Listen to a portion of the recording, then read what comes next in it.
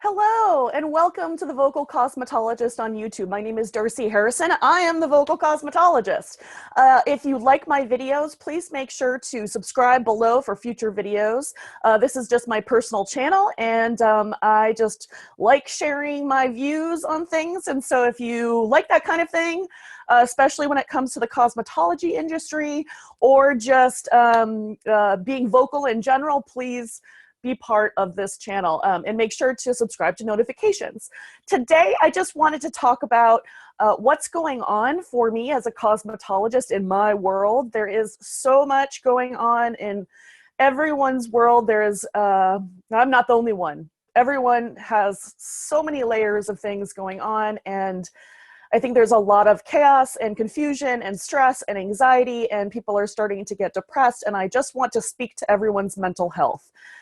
Mental health is a challenging thing for me. I have had bouts of depression, and I have some anxiety issues, and I am more than proud to say that I am someone who takes antidepressants, and I don't think that there should be a stigma to it. I think we should all be doing what we can to care for ourselves and do what we can to recognize our biological and chemical predispositions and history and family and all of those kinds of things. And so with all of the things happening in the world now, and what's going on with unemployment and what's going on with the virus and what's going on with my industry or whatever's going on in your industry, whether that's you work in tech or restaurant or service industry or any of those things, everyone has their own lot. Personally, myself, I've been going through quite a bit lately. I had to put my wonderful Mama Kitty Sassy, who is 20 years old, to sleep last week. And that was very, very difficult. And I'm still dealing with waves of grief. And so part of my process is making sure that I don't do it alone. And I share with my friends and my family, when I'm having difficult times. And I encourage you to do the same thing. The more that you reveal your vulnerability, the more strength that you actually show. Some people think it's weakness. It's not weakness. It's showing your vulnerability and showing that you're human. We are not robots. And so my challenge currently is trying to balance, sort of the emotional stressors of what's going on in the world, and then all the stuff that's going on top of that with COVID, and then a layer on top of that grief over my wonderful family fur baby. So, this isn't to try and get people to feel bad for me. I'm doing my best. It's just because I love her still so much, and still want to see her in the house. I rearrange the furniture so it doesn't look the same and put all the cat items away. And in time, once I've given her allotted morning time that she deserves, I'll probably get another pet or two. We will see what that will be. I'm gonna leave that nebulous at the moment. But two things that I'm going to talk about some more today is what's going on with protocol and making sure that we're taking care of all of the disinfection protocol in the salon. I wanted to share with you what that looks like. I don't think we have done enough education yet to really show the public what our industry does to protect you and ourselves. We have always been trained in disinfection, sanitation, and virus and skin diseases and all of those things. That's part of the education that we get in a cosmetology school in order to get our license. We have different categories. Now, every state is different, but generally, there is a certain amount of hours that we have to earn in school. And part of that is the disinfection and sanitation, recognizing, what has to be done to keep things safe in the salon, but also, identifying ringworm and lice and all these things that aren't just viruses. It's also pest control to a certain degree. I'm sorry to be gross, but this is what happens if we don't take care of our scalp and our hair. Sometimes things happen. And if you've ever tried to get lice out, that is some harsh stuff that you have to do to get it out. So what I'm going to do is I'm going to show you a little video I'll screen share in just a second. What I'm going to walk you through is what I do in Seattle and Washington State. And so what I'm going to make sure that everyone understands is that every state has a different set of guidelines.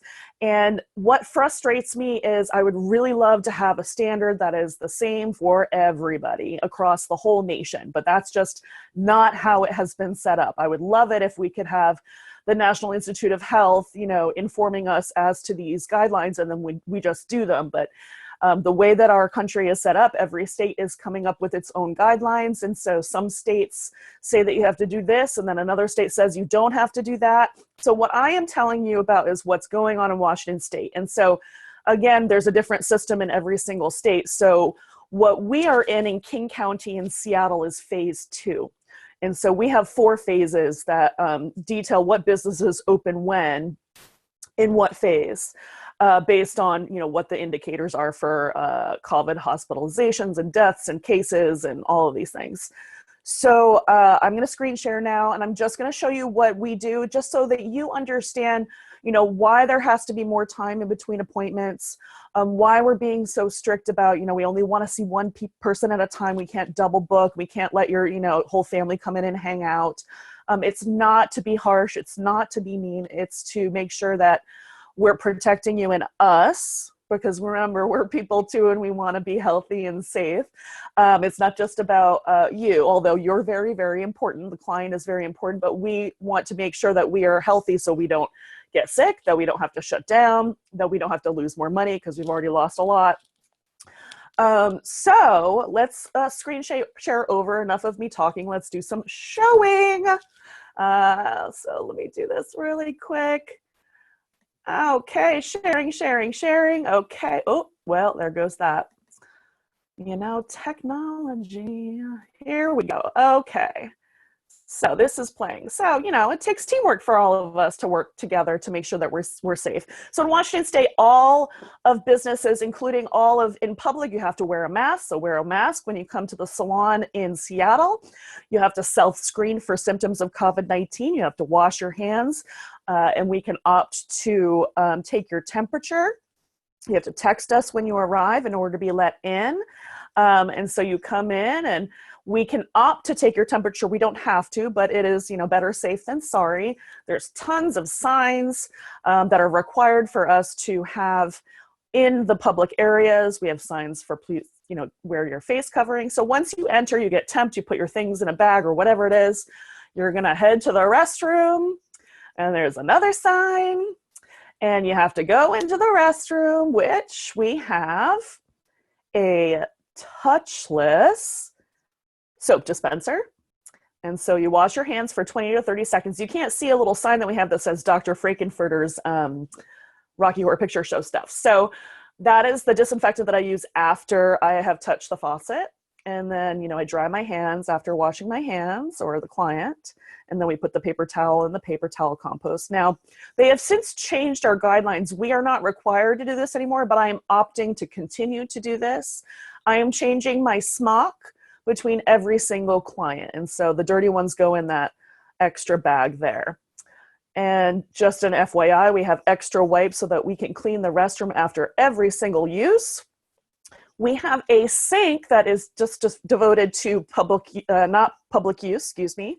And barbicide is how we disinfect our combs. Bleach is how we can disinfect the sink or furniture or the floor.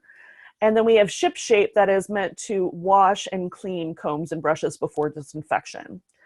And so then now we're going over the shampoo bowl where we wash people's hair, and we have a little sanitized sign. So once it's sanitized, we can make sure a coworker knows that it is clean and sanitary. Here is a spa wipe that we use. That's a high concentration of hydrogen peroxide. Oh, there's my shield. I always wear a shield with my mask when I'm shampooing. And if it's unwashed hair, I'm wearing gloves. Now I'm going over to next to my station. There's more spa wipes, and there are some gloves that I use. So if I'm doing a dry cut, I'm wearing gloves. More disinfectant spray. And here is my station. So I have a very clearly soiled container, and everything that is clean is in a sealed container, including my shears. And if we open the drawer, you see more containers for my clippers and my brushes.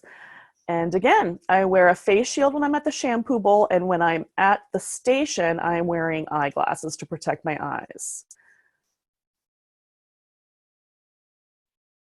Okay, so now we're moving on to in between clients. So the client has left, and I go straight to disinfecting the broom handles and the dustpan.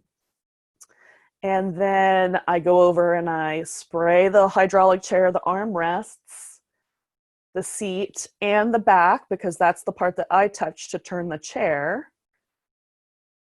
And we cannot forget that we touch doorknobs and locks a lot. So we disinfect that. Then I move over to my station and I use clipper side, which is for metal, for my clippers and my shears. And I will change my smock between appointments, which I'm not required to do, but I do, and wear eye protection. And we have a custom mitigation, exposure, and recovery plan for our location and all our MSDS data sheets available. And then we have all the ongoing tasks and supplies that we have to keep up on: barbicide, clippercide, gloves, spa wipes, etc. And then at the end of the day, after doing tons of clients, we have to disinfect and mop and all of those things. So we have to check off an even longer list to keep you and me safe. All right, so now we're gonna go stop share. Perfect. So that gives you just a little regimen of what happens. And so the one part that you didn't see there is that every professional is going to make sure that there's enough contact time for the disinfection. So depends on what substance is being used. If we're using a barbicide spray, it's around 10 minutes for that to soak, and then you're going to wipe it back off of any furniture or item. Bleach has about a 15-minute contact time. A spa wipe that is basically supposed to be for quick contact time. That one that I showed you has a 1-minute contact time. It has a high hydrogen peroxide concentration, so you don't smell anything. So it's great for at the shampoo bowl, and sometimes I use it on my hydraulic chair. Sometimes I use it, I put PVC vinyl on the top of the wooden dresser so I can sanitize the whole top of the station in between every client. I give 15 minutes between every single client. And again, you know, I have to get all the high contact points. I have to make sure all the combs and stuff go to the barbicide and soak. That's about a 10-minute contact time. I have tons and tons of combs and brushes because I don't want to be worrying about disinfecting them between. And so I just use them once, and then I do everything at the end of the day. It saves a bunch of time. So then I could just worry about changing my smock, washing my hands between clients, and getting all the high touch points and disinfecting my whole station. So that was a little education for you. Hopefully that wasn't too overwhelming. And again, remember, every single state is going to have different requirements. And also there's different capacity requirements in our state based on what phase that we're in. Right now we're at 50% capacity in Seattle, King County.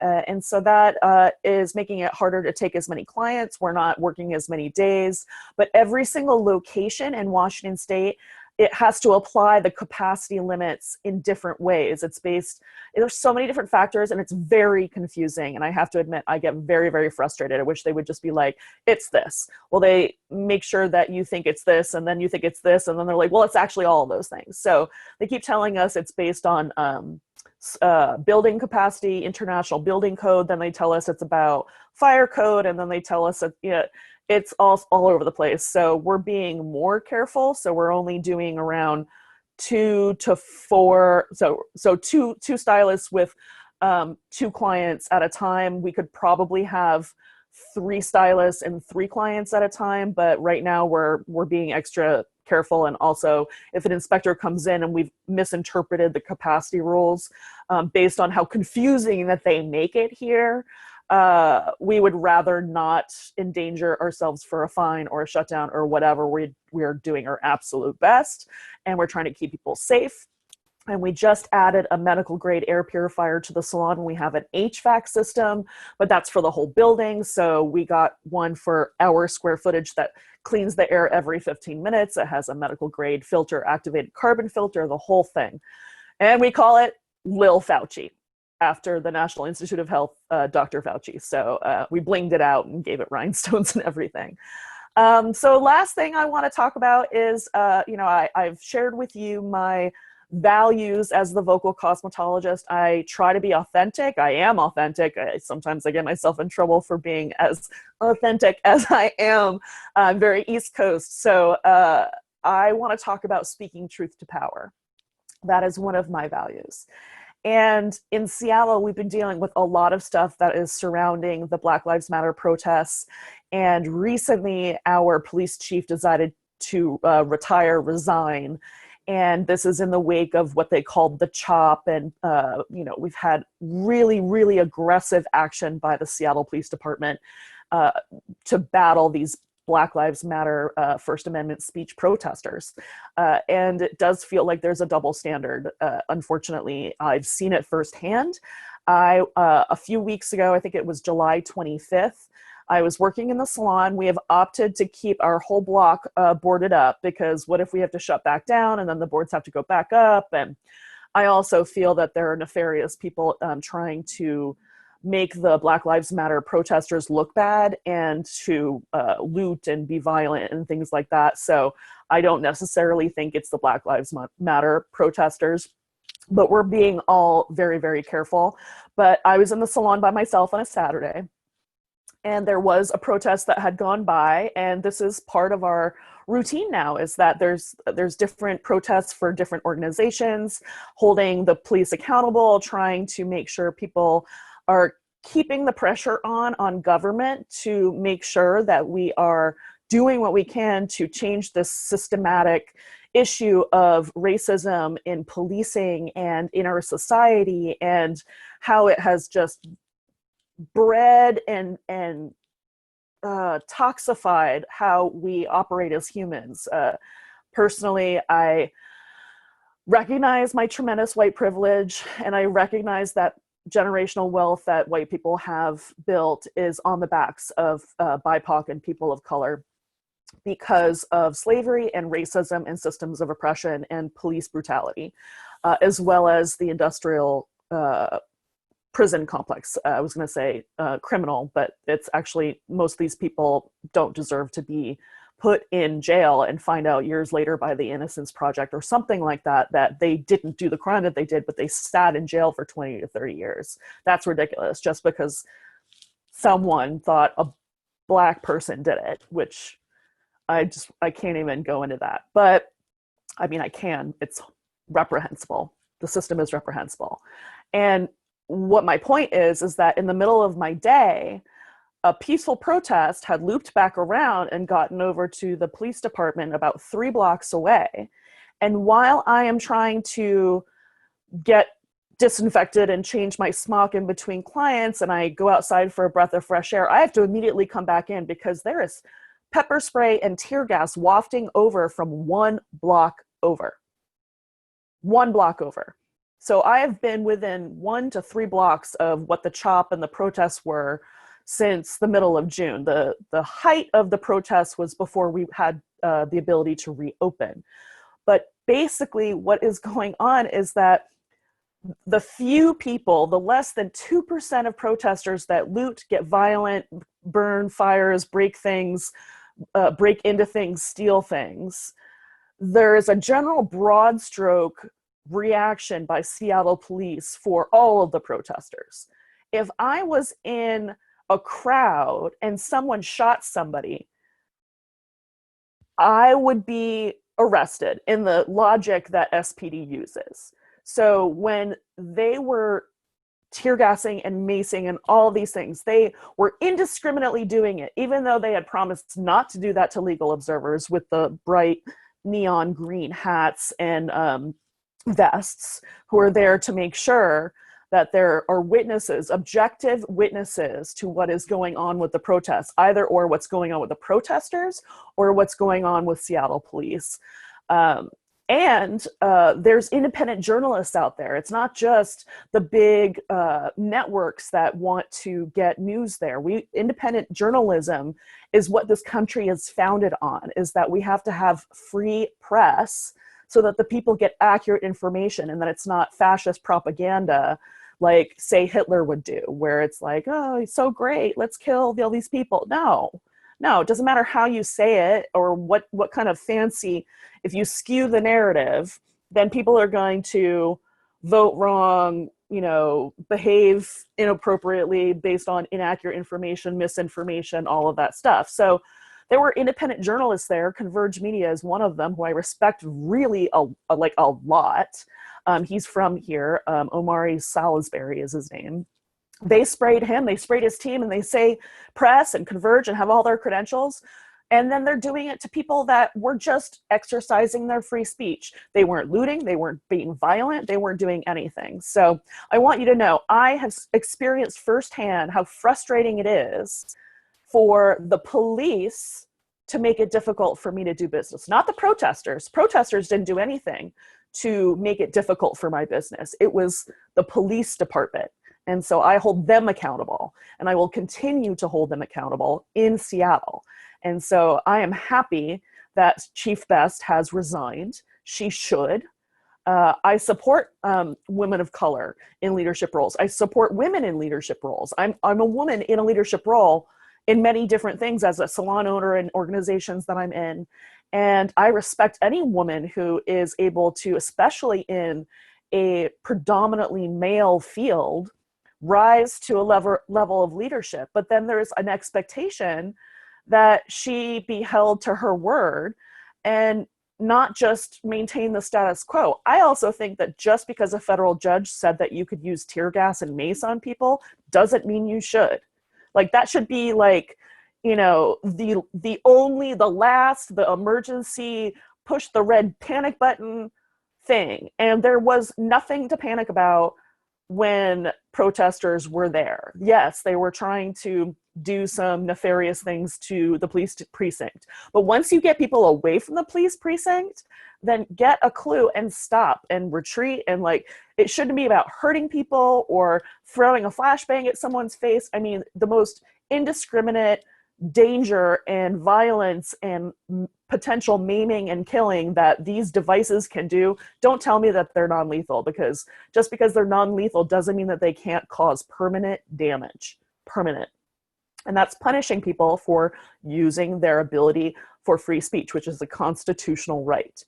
And what frustrates me is that you can't tell me that there isn't a racist double standard, because literally this past week, there was a religious group that went into our park, Cal Anderson Park, which technically is still closed, to have a gathering of over 200 to 300 people, not socially distancing, not wearing a mask, and using a communal tub to baptize people. So everyone's going through the same water over and over. What about the respiratory droplets that are getting in the water and then they're ingesting them?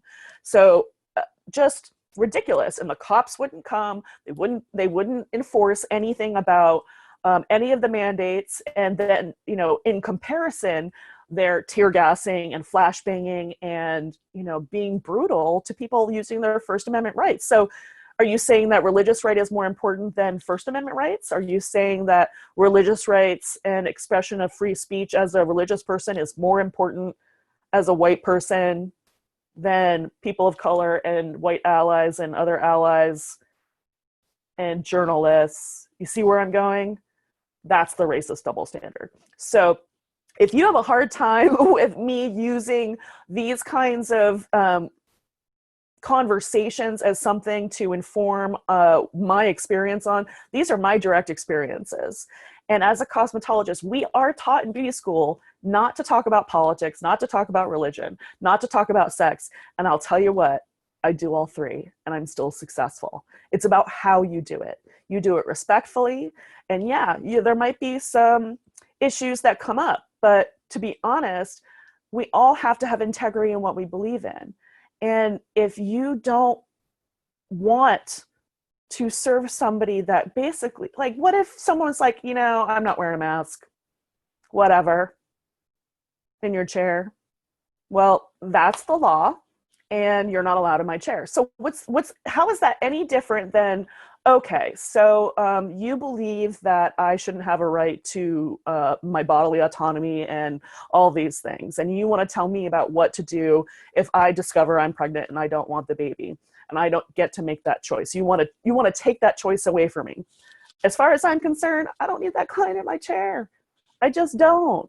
You know, I understand building a clientele. I understand wanting to make money, but if anything, in the age of COVID-19, we are trying to flip the paradigm. We have to take some power here. We have to do so much disinfection. We have lost money. We have had our mental health, completely jeopardized. Just so much going on. The last thing I want to do is deal with some person that I just don't respect. I can respect a lot of people, but if someone wants to take freedom of speech away from others and brutalize people on one side and not the other for exercising their free speech, I don't think that's fair. And I disagree with that. And that's where I draw the line. So I'm wondering what you think about this. I'm sure this is a hotbed of potential comments, discussion. Who knows, people might be mad at me, but I'm taking a stand. And I believe that Black Lives Matter. I believe that we are on stolen land. I'm in Seattle, King County. I am on stolen Duwamish tribe land. I believe Black trans lives matter. I believe trans lives matter. I believe gay lives matter, lesbian, LGBTQ plus IA, all of it, BIPOC bodies, all of it, women. So if you're here for that, you're welcome to continue on with me. And if you just want to watch the train wreck, that's good too. I can take that.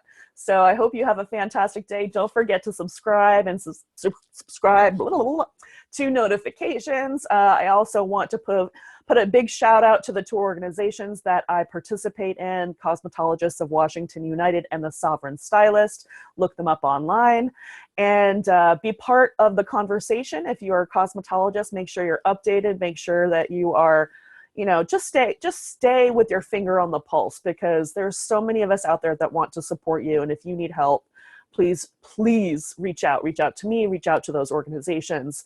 We are here to support you. And if you have any questions for me, make sure to leave a comment or to email me at darcilla7@gmail.com. I'll take it. You want to flood my inbox? Go for it. All right. Have a fantastic day. And thanks for joining the Vocal Cosmetologist.